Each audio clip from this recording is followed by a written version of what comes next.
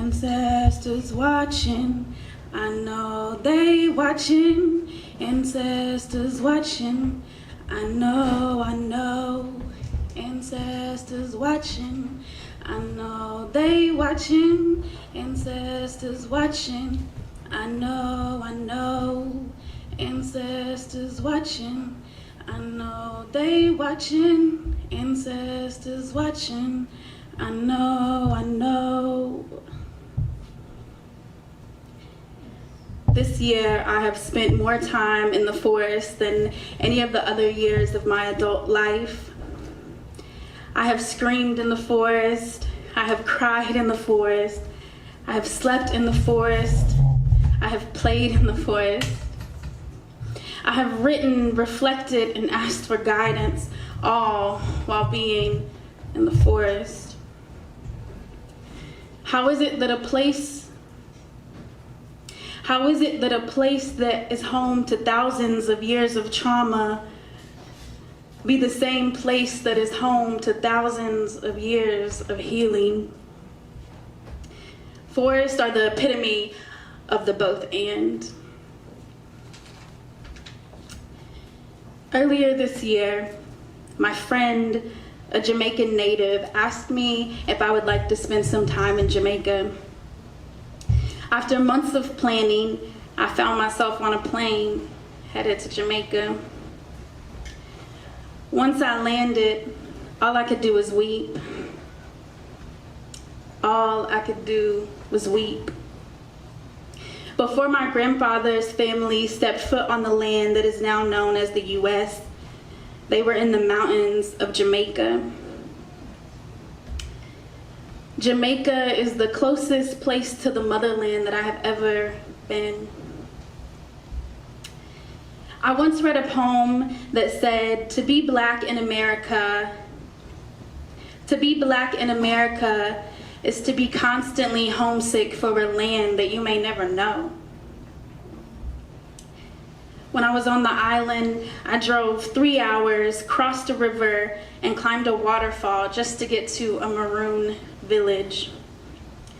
For those of you who don't know, roughly 94% of stolen Africans were taken to the Caribbean and to Latin America. The Jamaican Maroons are Africans who escaped slavery and found refuge with the indigenous folks in the mountains.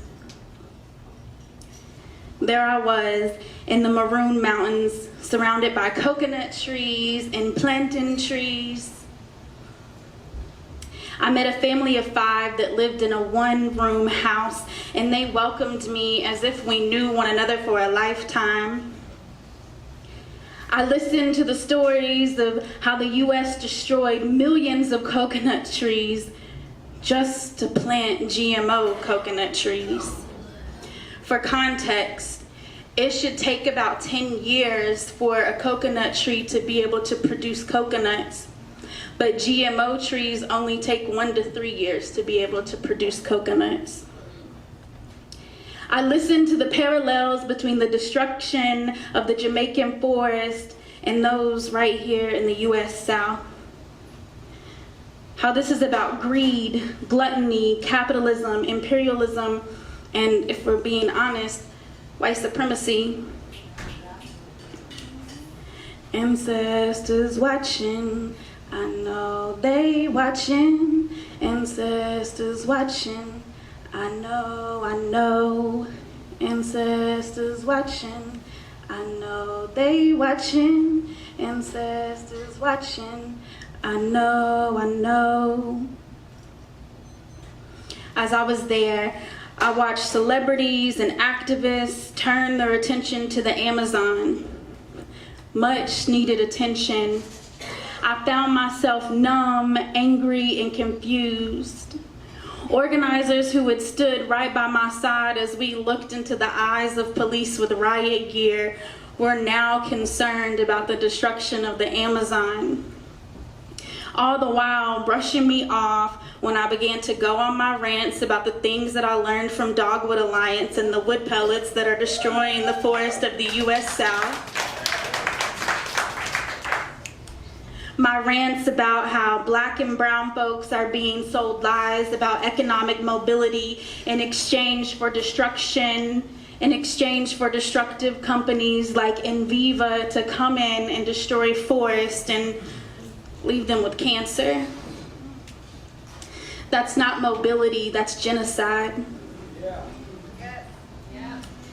Each day I wake up and I put on my armor to fight for the liberation of my people. I say no to jails, no to prisons, and fuck ICE.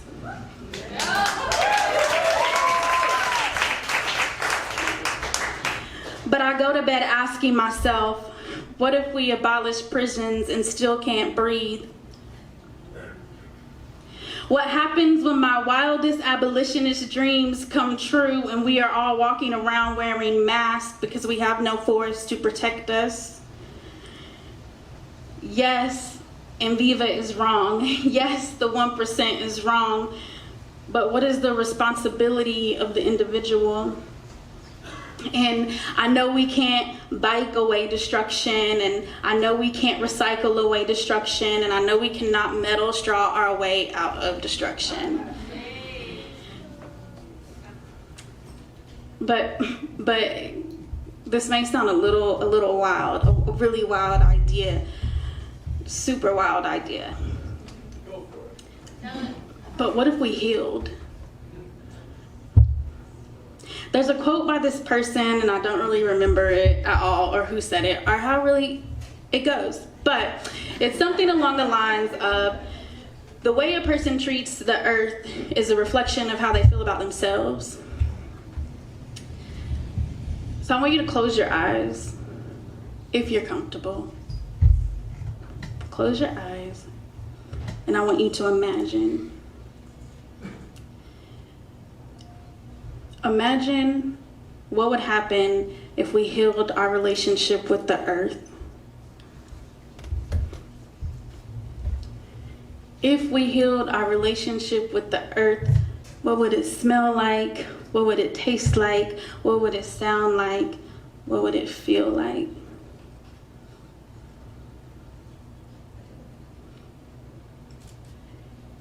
Now I want you to say it out loud. What would happen if we healed our relationship with the earth? Say it. Say it louder.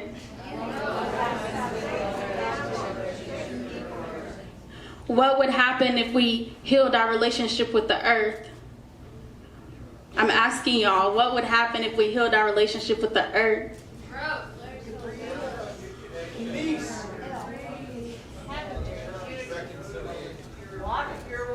Water. Clean air. Love. Greed disappear.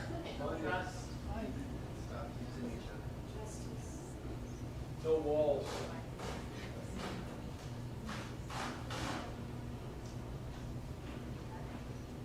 Transparency.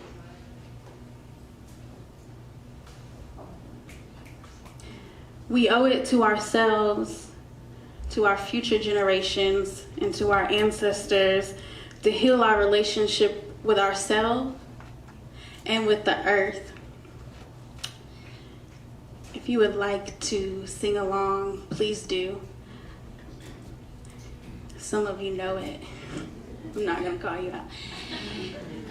Ancestors watching, you know they watching. Ancestors watching, I know.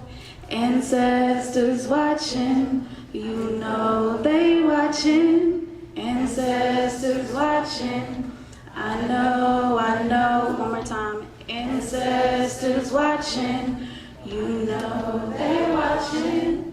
Ancestors watching, I know.